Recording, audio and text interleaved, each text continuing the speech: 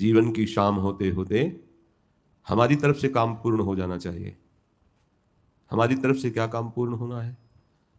सारी ममता, वहीं हमारी चिंतन वृत्ति जाती है जहां ममता होती है, तो सारी ममता को और देहाभिमान अहमता को, इन दोनों को प्रियालाल के चरणों में समर्पित कर देना है। एक अहमता ममता, ये जग में दुखदाई, ये जब श्री जी की ओर लगे तो होत परम सुखदाई।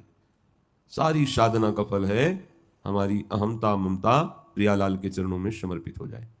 श्रीपाद प्रबोधानंद जी महाराज कह रहे हैं, साधवोत्र बिरला श्रित वृंदारण्य सन्मदन मोहन कांता केचिदेव तरवो हि सुगंध स्वादु सुंदर फला खलु लोके।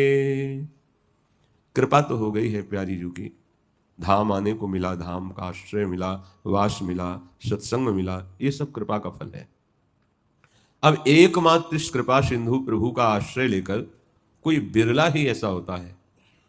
साधवोत्र बिरला श्रित वृंदारण सन मदन मोहन कांता।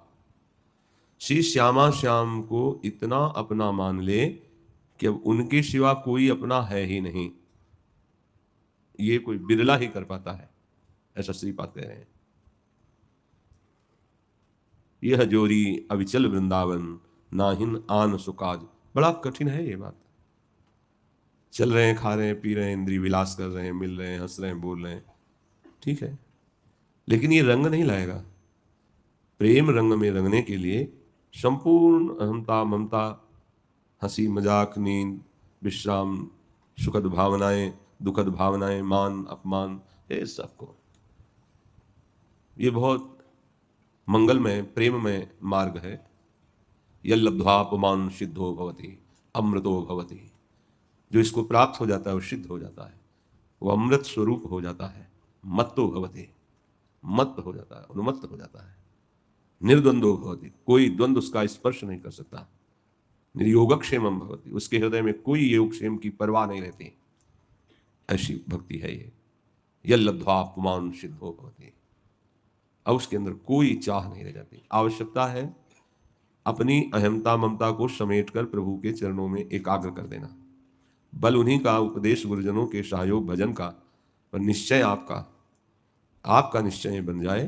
तभी कह रहे हैं कोई बिरला साधवोत्र विरला, कोई बिरला ही साधु ऐसा कर पाता है जो मदन मोहन कांत श्री प्रियालाल को अपना मान लिया है। इतनी जोर का अपनापन कि उसमें कोई मिलावट नहीं, कोई वस्तु व्यक्ति स्थान कोई मिलावट नहीं है। वो ऐसे महात्मा संपूर्ण जगत को सुख प्रदान करने वाले होते हैं। उनका बोलना, उनका चलना, उनकी चेष्टा, हर वृत्ति उनकी सबको सुख प्रदान करती है। जैसे पेड़ हो और सुगंधित हो, और बहुत सुंदर फूल पराग हो और रस भरे फल लगे हों, तो जो भी आसपास आएगा तो सुगंध है, छाया है, पुष्प है, फल है, प्रदान ही करेगा। सब पेड़ ऐसे नहीं होते।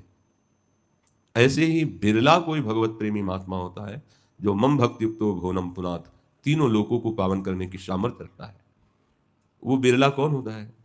जिसने भगवान का आश्रय लेकर भजन में रुचि लगा दी, पूरे जीवन की सामर्थ्य झोंक दी भजन करने में।